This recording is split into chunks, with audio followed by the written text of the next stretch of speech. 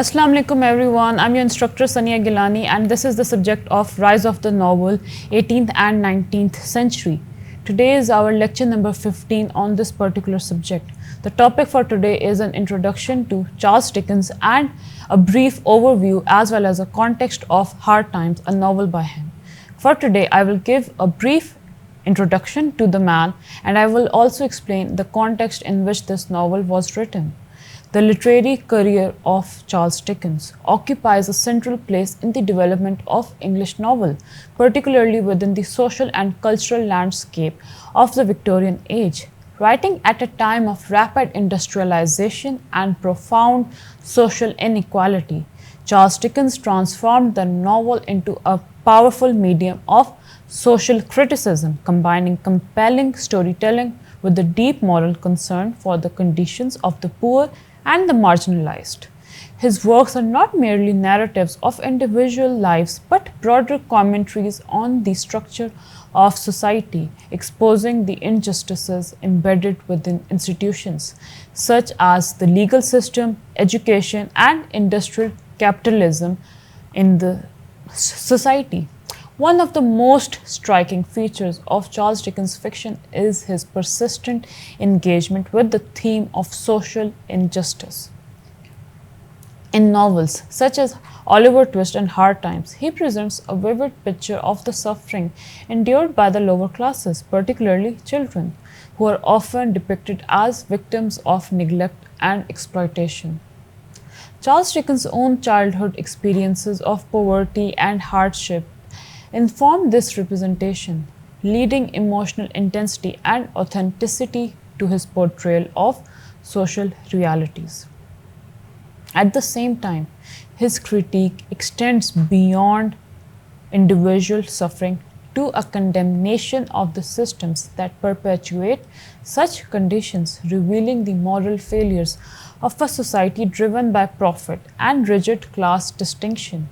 Equally significant is Charles Dickens' remarkable skills in characterization, through which he creates a diverse gallery of memorable figures who embody both the virtues and the vices of human nature.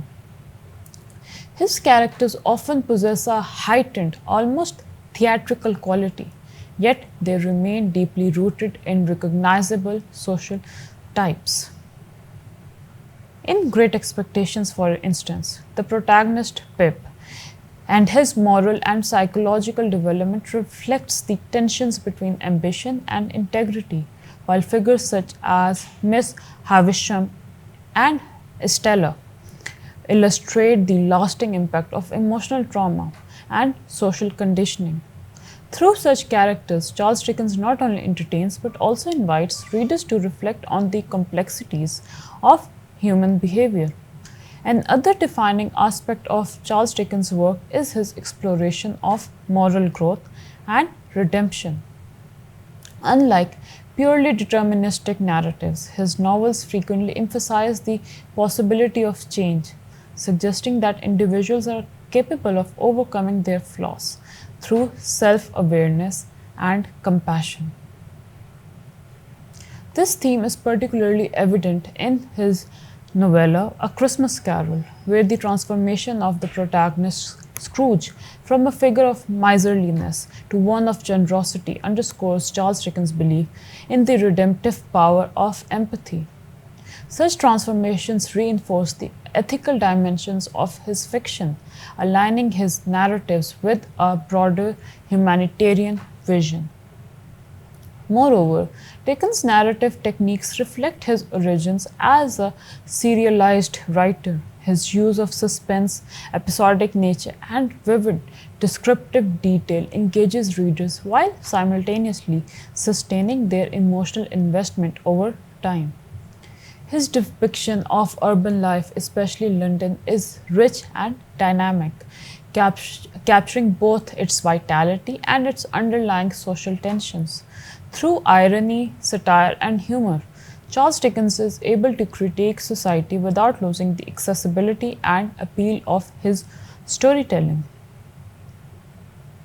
Ultimately, the significance of Charles Dickens lies in his ability to merge literary artistry with social purpose.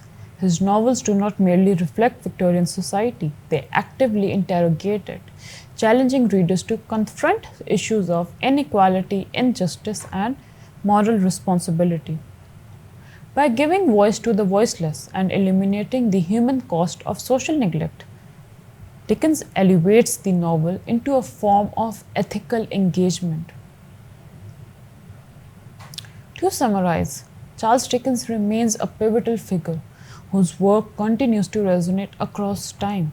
His exploration of social realities, his unforgettable characters, and his commitment to moral inquiry ensures that his fiction endures not only as literature but as a profound commentary on the human condition.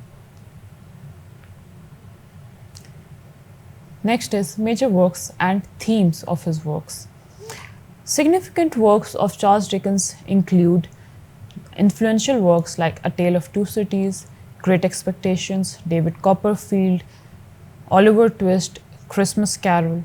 Each of these explore themes of social reform, class struggle, and personal redemption. Now, we will focus on the novel at hand, Hard Times. What was this story about? Hard Times, published in 1854, critiques the Industrial Revolution's impact on society, emphasizing the dehumanizing effect of utilitarianism and the importance of imagination and compassion in human life. Recurring themes and common works in his fiction include the critique of social inequality, the importance of family and community, and the exploration of moral dilemmas, while vividly illustrated through his complex characters and their struggles. In the next lecture, we will talk deeply about Hard Times, the story. Today, we are going to talk about the context in which this was written. The first wave of industrial revolution in Britain took place when Hard Times was written. In 1760s to 1830, technologies emerged to increase production of goods and expanded trade's demand. These changes in the early decades of the 19th century created a shift towards economies based on manufacturing and urban living that redefined society, first in England as well as the United States and the rest of the Europe throughout the 19th and into the 20th century. The cotton textile industry was one of the first to shift towards automation with the invention of machines such as the spinning jenny and the power loom in the late 1700s. Powered by steam, these devices could produce far more fabric in far less time than a single spinner or weaver could with a traditional wheel and loom. Therefore, clothes production moved from homes or small workshops to factories, prompting workers to migrate from rural areas to cities where factories were located, which greatly challenged English life at the time. While scholars define the Industrial Revolution as taking place between 1760 and 1830, the decade that followed witnessed an ongoing discussion on the promotion of factories in urban centres. Outside London, especially in the north of England, small towns grew as large numbers of people moved there to find work. Housing was hastily improving and often poorly constructed to accommodate the new residents. Additional factories were also built to produce the machinery of manufacturing, leading to pollution. Mines were expanded to provide coal to power steam engines, which produced tremendous amounts of smoke and coal dust. For example, London became famous for its thick fog in the 19th century, the result of industrial smoke mixing with natural moisture in the air. At the time, no environmental attention was paid to the conditions. Hard Times addresses the social and political changes associated with industrialization through the portrayal of Coketown. It's a fictional town. It's a reference to coke, the residue left from burning coal. The conditions of this fictional industrial city in England mirrors those found in growing factory towns such as Manchester and Liverpool. The substandard housing and the smokestacks are presented in detailed description in Hard Times. Second, the factory conditions. Charles Dickens knew firsthand the working conditions in the factories of industrial England from his own time as a 12-year-old in Warren's boot blacking factory in London. His account of this time period describes the filthy floors, rotting staircases, constant dampness, and swarms of rats. Child labor in factories was common, as impoverished families often needed money and all the sources of income in the changed society, and some children worked because they had no families at all. Charles Dickens' experience at Warren's was unpleasant to say the least, but less hazardous than the experiences of young laborers who operated machines. Such conditions eventually prompted Parliament to enact a regulation in 1833 to limit working hours and improve conditions for children in factories. Nevertheless, there was still exploitation going on. For both children and adults, hours remained long, pay low, food scarce, and despite some regulations, conditions dirty and often unsafe. In Hard Times, Dickens combines his personal experiences with political understanding to criticize the conditions found in 19th century factories throughout England and Europe as well. Third, the living conditions during the time period. Life outside the factories was scarcely better than the conditions within the factories. Accounts abound of overcrowded and cramped living spaces.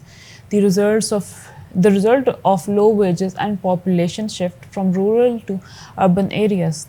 With lack of sanitation, a serious problem, an outbreak of disease were not unusual, especially in manufacturing centres in northern England, location of the fictional Coke town of Hard Times, because they were further away from the regulatory eye of the government in London.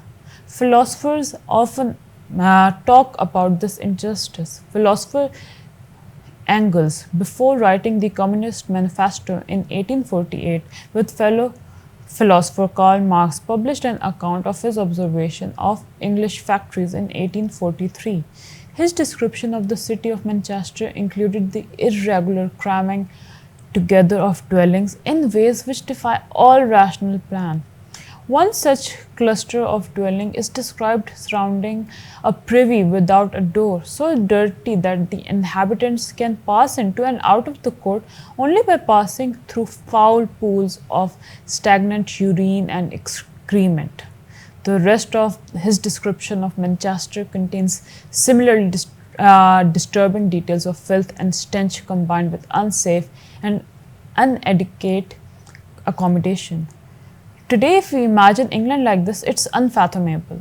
But at that time, the conditions not only fed Engels' radical political ideas, but they also led eventually, in the middle of the century, to the formation of more moderate labor union that aimed to improve wages and conditions for the working classes.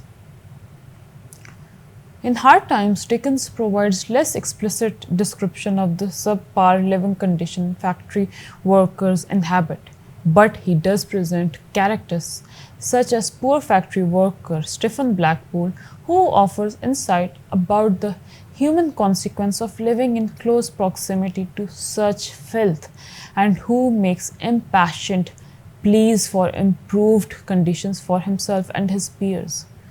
Next, utilitarianism. Utilitarianism at this time became a popular philosophical school of thought among the educated classes. We will discuss this in depth as a theme in the further lectures as well, but for today, developed by political economist John Stuart Mill and social reformer Jeremy Bentham, utilitarianism rested on the idea that self-interest drives all human behavior and one must evaluate actions by their potential to create pleasure rather than pain to the individual. Understanding the fact rather than the emotional implications or the imagined outcomes of a given situation is essential to such evaluation. On a larger moral scale, goodness can also be evaluated according to the consequences of actions and how much good or evil these consequences might prove to be for the people. In this way, one can analyze and qualify human behavior in ways that were very new compared with philosophies of the past. In Hard Times, the utilitarian model led Dickens to critique and exaggerate both Mr. Bounderby's and Mr. Gradgrind's strict reliance on facts and reasons to assess situations and make decisions. Mr. Gradgrind especially must face the consequences of such extreme sexism, and while he sees emotional barrenness as its result.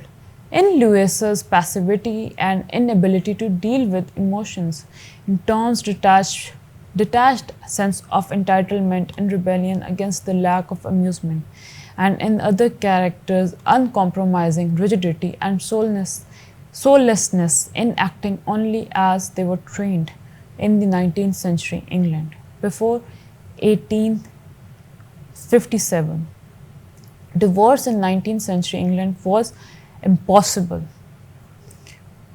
In England, only by an act of parliament could you get a divorce. As Mr. Bounderby tells Stephen Blackpool in Hard Times, divorce involved petitioning lower courts as part of the process of bringing the case before parliament.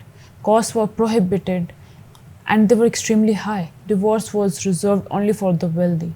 And since Mr. Blackpool was a poor man, he could not get divorced.